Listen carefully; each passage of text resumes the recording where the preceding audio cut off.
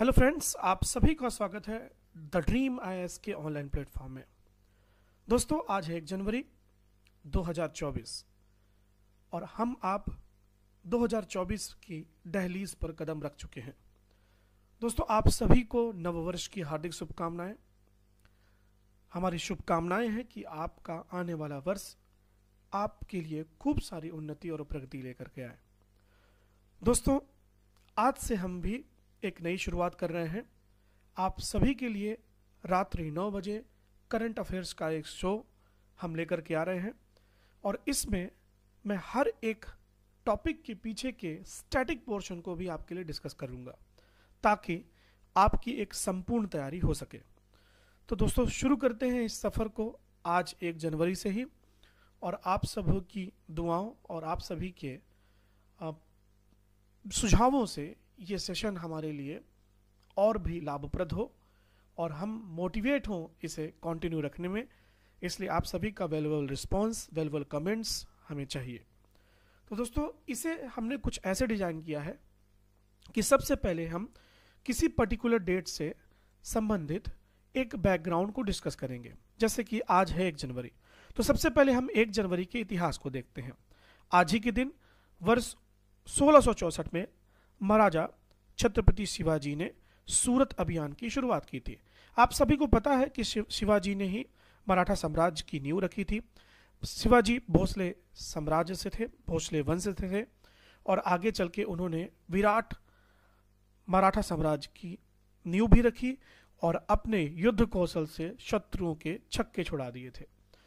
अगला important information हमारे लिए दोस्तों, वर्ष 1772 में पेशवा माधवराव प्रथम का निधन होने के बाद उनके छोटे भाई नारायण राव ने गद्दी संभाली थी। आप सभी को पता है कि 1772 वो समय था जिसके ठीक बाद से 1773 से ही भारत में अंग्रेजों के द्वारा बनाया हुआ ईस्ट इंडिया कंपनी पर लागू होने वाला पहला रेगुलेटिंग एक्ट पास होकर के भारत आया था, और इसी रेगुलेटिंग एक्ट के बाद से ही कॉन्स्टिट्यूशन डेवलपमेंट को लिया जाता है। यानी कि 1773 से ही भारत में रूल्स और रेगुलेशंस की अंग्रेजों ने शुरुआत की थी। प्रारंभिक तौर पर यह कंपनी के लिए था और आगे चल के जैसे ही अंग्रेज मजबूत हुए तो वो भारतीयों पर भी लागू होने लगा। तो दोस्तों, इसे याद रखिएगा। इसके बाद वर्ष 1915 में महात्मा गांधी दक्षिण अफ्रीका में उनके कार्यों के लिए वायसराय ने केसरे हिंद की उपाधि से सम्मानित किया था। आप सभी को पता है कि महात्मा गांधी 1915 में ही भारत लौटे थे। 1992 में भारत और पाकिस्तान ने पहली बार परमाणु प्रतिष्ठानों की सूची को आपस में एक्सचेंज किया था या अदला बदली की थी। तो आप सभी को पता है कि भारत के परमाणु ऊर्जा की शुरुआत या परमाणु परीक्षण की शुरुआत करने वाले महान वैज्ञानिक होमी जहांगीर भाभा जी, जो हमारे भारत के पहले प्रधानमंत्री पंडित नेहरू जी के पंडित नेहरू के बहुत ही पक्के मित्र हुआ करते थे। वो उन्हें बड़ा भाई कहा करते थे, और उनकी मृत्यु के बाद जाहिर सी बात है हमारे जो पूरे परमाणु कार्यक्रम है उसे काफ़ी धक्का लगा था। वर्ष 1966 में होमी जहांगीर भाभा जी की मृत्यु हो गई थी, और इनकी मृत्यु के बाद फिर इस काम को दूसरे साइंटिस्टों ने आगे बढ़ाया। लेकिन भारत ने इंदिरा गांधी जी के समय में पहले परमाणु बम का परीक्षण किया, जिसका नाम दिया लॉफिंग बुद्धा। याद रखिएगा, इंदिरा गांधी जी के समय में।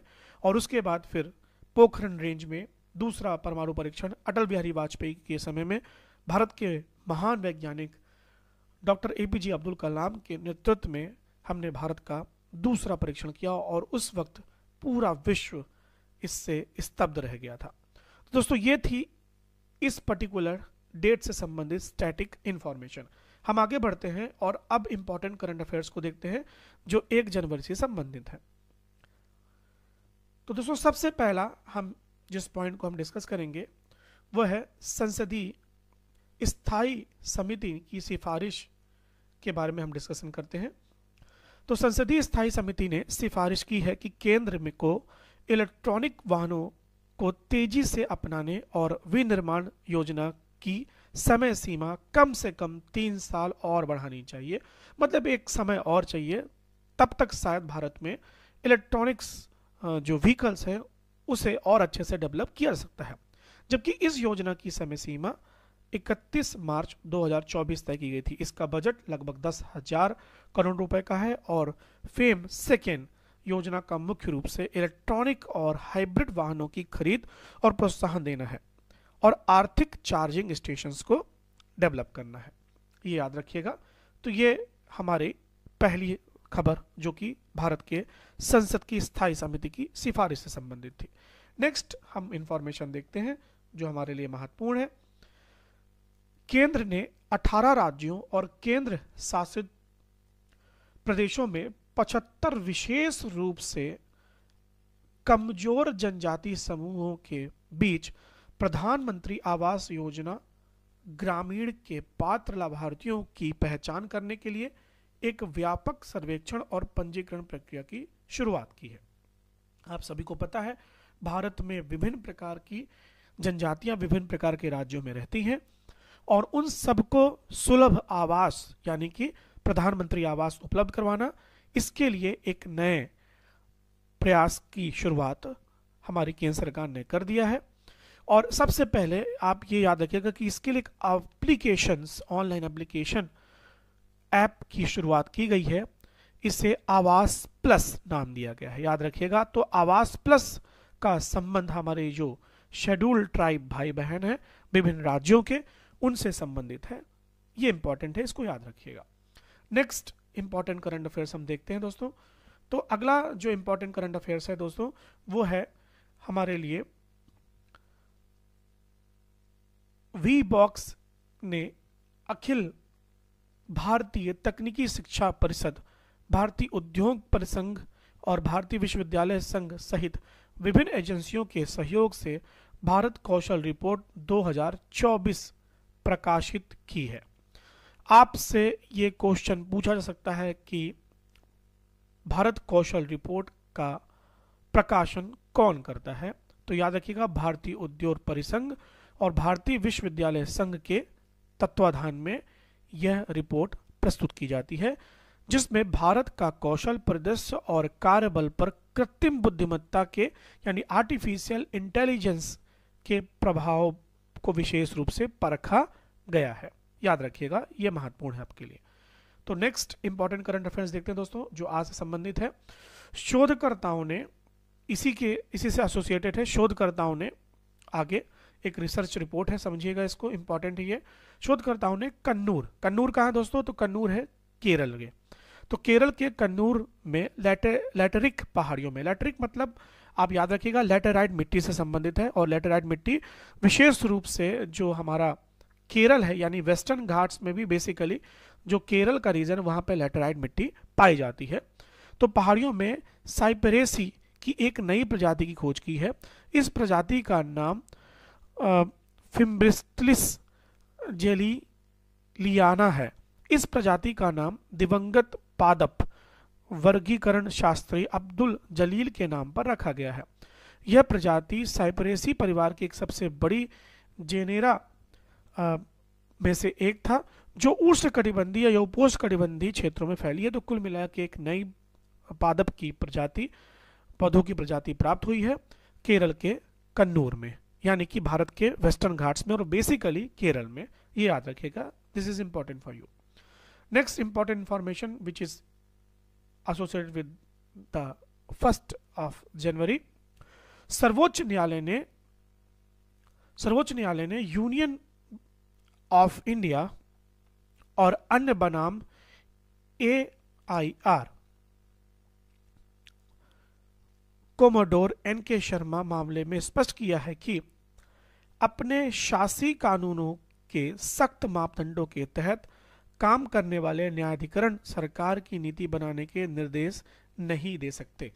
तो कुल मिला के ऐसे न्यायाधिकरण या ऐसे अधिकरण जो लगते तो हैं हमें शासकीय लेकिन शासकीय नहीं है, वो भारत सरकार को नीति बनाने की सिफारिश तो कर सकते हैं लेकिन आदेश नहीं दे सकते। ये याद रखिएगा।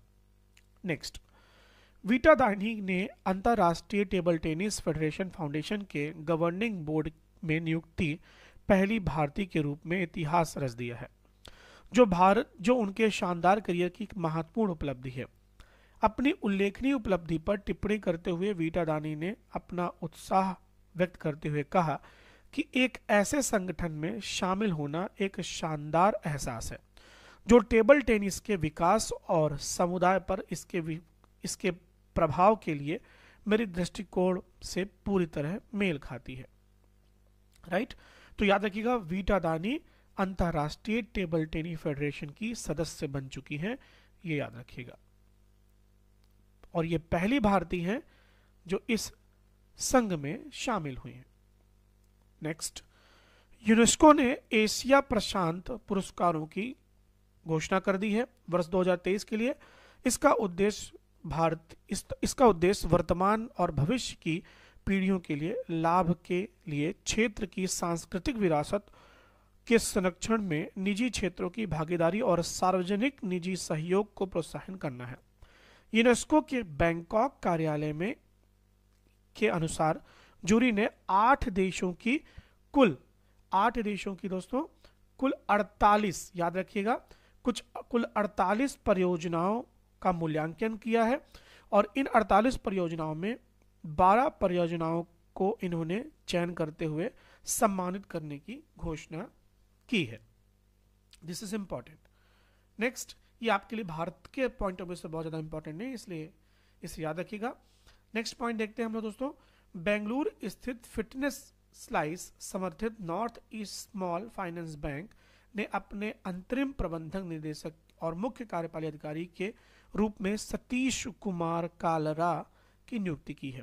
देखिए, ये तो क्वेश्चन बहुत ज़्यादा इंपॉर्टेंट नहीं है, लेकिन आपको अन्य जो बैंक है जैसे हमारे एसबीआई हैं, एसबीआई के प्रमुख, पीएनबी के प्रमुख, इन सब का नाम जरूर याद रखना चाहिए, आपके लिए महत्वपूर्ण होते हैं। तो नेक्स्ट हम देखते हैं दोस्तों, आज के प्रश्न उत्तर की ओर चलते हैं दोस्तों, और ये प्रश्न उत्तर हमारे लिए दरअसल महत्वपूर्ण है। तो आज के जो करंट अफेयर से संबंधित कुछ महत्वपूर्ण प्रश्न हैं उन्हें देखते हैं और साथ में उन प्रश्नों का एक्सप्लेनेशन भी देखते हैं। सबसे पहला, हाल ही में खेलो इंडिया यूथ गेम्स तमिलनाडु राज्य में कब से शुरू होंगे? तो दोस्तों, खेलो इंडिया यूथ गेम्स जो भारत के खेल प्रदेश का एक आकर्षण है, अपने 2023वें संस्करण की शुरुआत 19 जनवरी 2024 को तमिलनाडु के चेन्नई, मदुरई, त्रिची और कोयम्बटूर में करेगा। दक्षिणी राज्य को गर्व से मेजबान के रूप में चुना गया है और खेल और 4 जीवंत शहर चेन्नई, मदुरई, त्रिची और कोयम्बटूर में ये आयोजित होंगे। तो सरल भाषा में समझिए, आपको याद रखना है कि खेलो इंडिया यूथ गेम्स का जो 2023 का संस्करण है वो कहाँ होने वाला है? तमिलनाडु में होने वाला है। और तमिलनाडु के किन शहरों में? तो चेन्नई में, मदुरई में, त्रिची और कोयम्बटूर में। शुरुआत हो रही है 19 जनवरी 2024 से। राइट। विश्व शांति दिवस हर साल कब मनाया जाता है? तो याद रखिएगा, ये विश्व शांति दिवस हर साल 1 जनवरी यानी आज के दिन मनाया जाता है। हर साल 1 जनवरी को विश्व पारिवारिक दिवस मनाया जाता है। इस दिवस के माध्यम से लोगों में वैश्विक एकता और सद्भावना के विचारों को बढ़ावा दिया जाता है। तो this is important. Next point देखते हैं, नेक्स्ट क्वेश्चन देखते हैं हम लोग, आपके लिए महत्वपूर्ण है। तीसरा प्रश्न देखते हैं दोस्तों।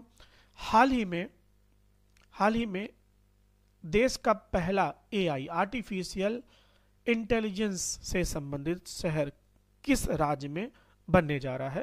तो दोस्तों, पहला एआई शहर भारत के सबसे बड़े आबादी वाले राज्य उत्तर प्रदेश के लखनऊ यानी कि कैपिटल ऑफ यूपी में देश का पहला एआई शहर यानी आर्टिफिशियल इंटेलिजेंस का शहर तैयार हो रहा है।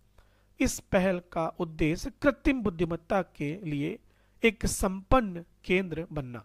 याद रखिएगा, तो ये आपके लिए इंपॉर्टेंट प्रश्न हो गया कि भारत का पहला वह कौन सा राज्य है जहां एक शहर ही डेवलप हो रहा है आर्टिफिशियल इंटेलिजेंस को दिमाग में रखते हुए। इंपॉर्टेंट है, प्लीज कीप इन माइंड।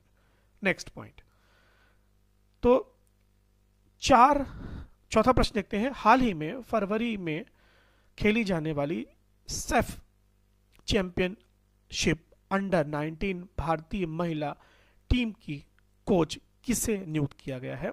तो हाल ही में दोस्तों ये नियुक्ति हुई है, यह महत्वपूर्ण भी है आपके लिए। पूर्व खिलाड़ी शुक्ला दत्ता को अपने अगले साल यानी नेक्स्ट ईयर फरवरी में, यानी कि अब तो नेक्स्ट ईयर की बात ही नहीं है, इसी साल की बात होगी क्योंकि आज हम 1 जनवरी की डिस्कशन कर रहे हैं। तो फरवरी में होने वाली सेफ चैंपियनशिप के लिए पहली बार अंडर 19 महिला फुटबॉल टीम की कोच के रूप में नियुक्त किया गया है, याद रखिएगा। तो भारतीय महिला अंडर 19 टीम की फुटबॉल टीम की जो कोच हो गई है दोस्तों, उनका नाम है Shukla Datta, please keep in mind. Next, तो दोस्तों ये है 5वां प्रश्न और आपके लिए महत्वपूर्ण प्रश्न है। हाल ही में किसे साहित्य अकादमी के लिए चुना गया था? तो दोस्तों साहित्य अकादमी पुरस्कार के लिए यह है सोरो खैबम भंगिनी। हाल ही में त्रिपुरा के प्रसिद्ध मणिपुरी कवि सोरो बैखम भंगिनी को प्रतिष्ठित साहित्य अकादमी पुरस्कार के लिए चुना गया था, ये याद रखिएगा। देखिए PIB यानी प्रेस इंफॉर्मेशन ब्यूरो के मुताबिक साहित्य अकादमी ने 24 भाषाओं में अपने वार्षिक साहित्य अकादमी पुरस्कारों की घोषणा की है। तो इसमें त्रिपुरा की ये प्रसिद्ध कवयित्री कह लीजिए, इनका नाम है खोरो बैखम भंगिनी को इस बार साहित्य अकादमी पुरस्कार के लिए चुना गया है। This is important. Next question, तो दोस्तों ये है आपके लिए 6वां प्रश्न। हाल ही में किस देश के खिलाड़ी ने DN एल्गर ने अंतरराष्ट्रीय क्रिकेट से संन्यास लिया? तो दोस्तों DN एल्गर जो थे वो दक्षिण अफ्रीका के खिलाड़ी थे और हाल ही में इन्होंने अपने संन्यास की घोषणा कर दी। नेक्स्ट देखते हैं दोस्तों, ये महत्वपूर्ण प्रश्न है आपके लिए। हाल ही में किसने कार्तिक आर्यन को अपना फुटबॉल का ब्रांड एम्बेसडर नियुक्त किया है? ये क्वेश्चन ऐसे हैं दोस्तों जो थोड़े कम ही पूछे जाते हैं, लेकिन फिर भी आपके लिए इंफॉर्मेशन के लिए महत्वपूर्ण है, तो इसे याद रखिएगा। सोनी स्पोर्ट्स ने कार्तिक आर्यन, अब कार्तिक आर्यन का क्रिकेट से संबंध क्या है या फुटबॉल से क्या संबंध है, यह आपको सोनी स्पोर्ट वाले या कार्तिक आर्यन नहीं बता पाएंगे, लेकिन ब्रांड एम्बेसडर तो नियुक्त किया है, तो इसलिए आपको दिमाग में रखना है। नेक्स्ट क्वेश्चन देखते हैं, नेक्स्ट पॉइंट देखते हैं दोस्तों। 8वां प्रश्न है, हाल ही में किस IIT ने पूर्व छात्रों या किस IIT को पूर्व छात्रों ने 57 करोड़ रुपए दान दिए, मतलब अपने इंस्टीट्यूट को दान दिया गया है। वाह क्या बात है, 57 करोड़ रुपए दान दिए गए हैं। तो दोस्तों ये है IIT मुंबई। भारतीय प्रौद्योगिकी संस्थान बॉम्बे ने कहा कि 1998 की कक्षा ने अपने हिस्से के रूप में अपनी विरासत परियोजनाओं के लिए 57 करोड़ रुपए की राशि देने का वादा किया है। IIT बॉम्बे के एक बयान के अनुसार यह संस्थान पूर्व छात्रों के एक बैच द्वारा दी गई है। वाह क्या बात है, अपने एक पूरे बैच के लोगों ने मिलकर के IIT को 41 करोड़ रुपए दान दिए हैं। वो लोग इतना अर्न भी कर रहे होंगे, इसलिए हमारे जो IIT टाइप के संस्थान है भारत के, वो बहुत ही महत्वपूर्ण संस्थान माने जाते हैं दोस्तों। हाल ही में किस विश्वविद्यालय ने मौलाना अब्दुल कलाम आजाद ट्रॉफी जीती है? ये महत्वपूर्ण है और इस विद्यालय का नाम है गुरु नानक देव विश्वविद्यालय। इन्होंने इस बार की मौलाना अब्दुल कलाम आजाद ट्रॉफी जीती है। आपको याद रखना है और मुझे ये बताइए कि मौलाना अब्दुल कलाम आजाद जो ट्रॉफी है दोस्तों, वो एक्चुअल में शुरू कब हुई थी और इसका संबंध किन किन खेलों से बेसिकली है? Please give me the answer. Next point देखते हैं दोस्तों, ये आज का हमारा आखिरी प्रश्न होगा। हाल ही में पंडित मदन मोहन मालवीय की संग्रहित कृतियों का विमोचन किसने किया था? दोस्तों ये थे नरेंद्र मोदी। हाल ही में प्रधानमंत्री नरेंद्र मोदी ने पंडित मदन मोहन मालवीय के एकत्रित कार्यों को शामिल करते हुए 11 खंडों की पहली श्रृंखला का नामकरण जारी किया है। संग्रह द्विभाषी है। कुल मिला के आपको याद रखना है कि पंडित मदन मोहन मालवीय, जिन्हें महामना कहा जाता है, इनका बहुत बड़ा योगदान है बनारस के हिंदू विश्वविद्यालय या BHU जिसे आप जानते हैं, जिसे अब IIT का दर्जा भी मिल चुका है, बनारस हिंदू यूनिवर्सिटी को स्थापित करने और पूर्ण रूप से उसे ऊंचाई तक पहुंचाने में इनका बहुत बड़ा योगदान था। तो दोस्तों ये थे आज के करंट अफेयर्स और साथ ही हमने कुछ महत्वपूर्ण 10 प्रश्न भी MCQ फॉर्मेट में डिस्कस किए। तो दोस्तों आई होप आज का ये पहला हमारा सेशन ये आपके लिए महत्वपूर्ण होगा। ऊपर दोस्तों मैंने शायद आपको गांधी जी के आने की तारीख 9 अगस्त बता दी है। मेरे हिसाब से दोस्तों ये 9 जनवरी के आसपास है, प्लीज़ उसे करेक्ट कर लीजिएगा, स्लिप ऑफ टंग है। 9 जनवरी 1915 को महात्मा गांधी भारत आए थे, ठीक है। तो प्लीज़ इसे एक बार करेक्ट कर लीजिएगा, और अगर मैं कहीं गलत हूँ तो प्लीज़ उसे भी करेक्ट कर लीजिएगा। तो ये था दोस्तों आज का हमारा पहला सेशन, और ये सेशन आपको कैसा लगा please give me the answer. तो आपको अगर ऑफलाइन बैच ज्वाइन करने हो और भी कई सारे कोर्सेज हैं हमारे यहाँ, पीएससी के नए बैच शुरू हो चुके हैं, तो प्लीज़ चले आइए dream IAS institute for civil services, railway station road, Satna. हम आपका इंतज़ार करेंगे। चलिए कल मिलते हैं फिर से रात्रि 9 बजे 2 जनवरी के महत्वपूर्ण करंट अफेयर्स के साथ। So till then good bye, thank you. अगर आपको हमारे प्रयास पसंद आता है तो please do comment, like, share and give us your valuable response. Thank you so much.